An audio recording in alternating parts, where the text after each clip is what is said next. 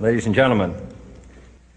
The very word secrecy is repugnant in a free and open society, and we are, as a people, inherently and historically opposed to secret societies, to secret oaths, and to secret proceedings.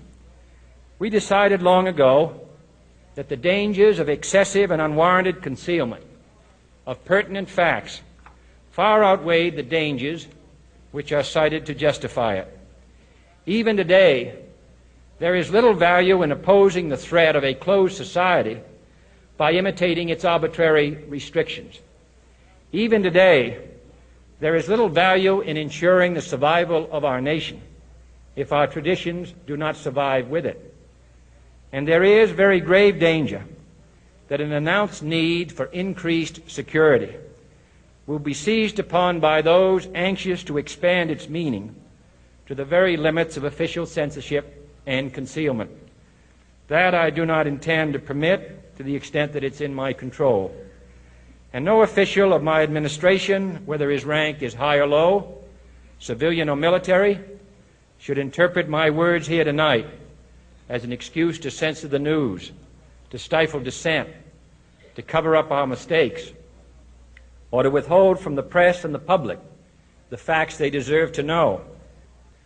For we are opposed around the world by a monolithic and ruthless conspiracy that relies primarily on covert means for expanding its sphere of influence, on infiltration instead of invasion, on subversion instead of elections, on intimidation instead of free choice, on guerrillas by night instead of armies by day.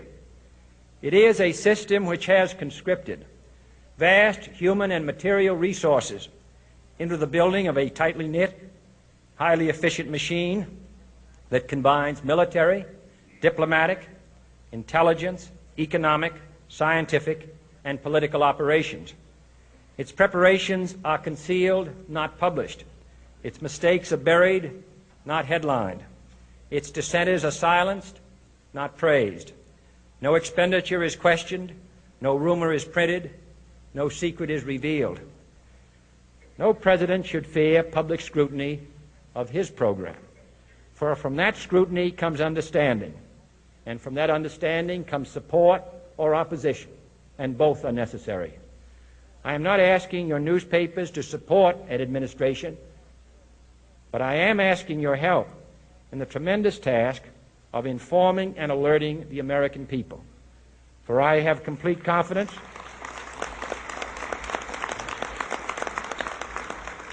in the response and dedication of our citizens whenever they are fully informed. I not only could not stifle controversy among your readers, I welcome it. This administration intends to be candid about its errors. For as a wise man once said, an error doesn't become a mistake until you refuse to correct it. We intend to accept full responsibility for our errors, and we expect you to point them out when we miss them.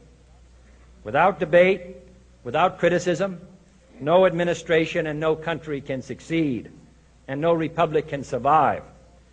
That is why the Athenian lawmaker Solon decreed it a crime for any citizen to shrink from controversy. And that is why our press was protected by the First Amendment, the only business in America specifically protected by the Constitution, not primarily to amuse and entertain, not to emphasize the trivial and the sentimental, not to simply give the public what it wants, but to inform, to arouse, to reflect, to state our dangers and our opportunities, to indicate our crises and our choices, to lead, mold, educate, and sometimes even anger public opinion. This means greater coverage and analysis of international news, for it is no longer far away and foreign, but close at hand and local. It means greater attention to improved understanding of the news, as well as improved transmission. And it means, finally, that government at all levels must meet its obligation to provide you with the fullest possible information outside the narrowest limits of national security. And so it is to the printing press, to the recorder of man's deeds, the keeper of his conscience, the courier of his news, that we look for strength and assistance, confident that with your help, man will be what he was born to be, free and independent.